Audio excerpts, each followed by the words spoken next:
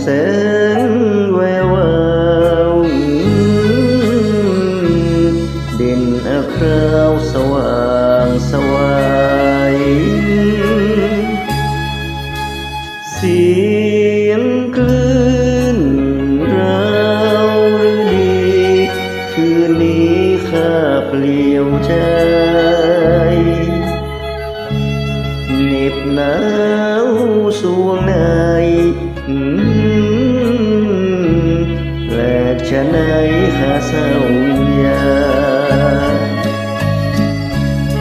ข้ามาทำศึกลำเค็นเหนื่อยแสนยากเย็น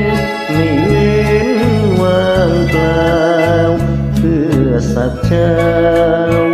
ต้องถึงจะตายจะอยู่ขอเชิดชูมันตรา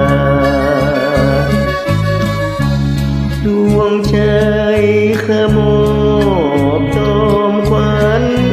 มันรักต่อกันมิ่งขวัญจันทราผู้สุมายอดชู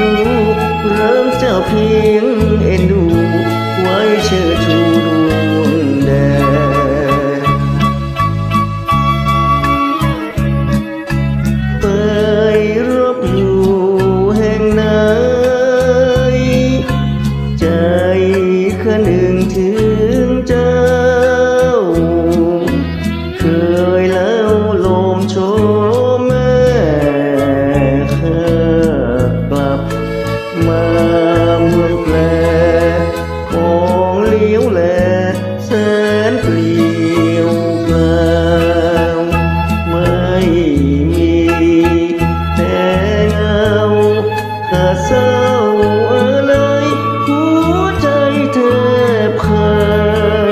ดอนาถใจไม่เคยเจ็บใจคนรักตอนรังแกข้าจะเผาเมืองแปลให้มันวอดวายจะตายให้เขาลือชายจะให้เขาลือชายว่าน้ำชื่อกูผู้ชนะ10 ทิศผู้ชนะ10 ทิศผู้ชนะ10 ทิศผู้ชนะ10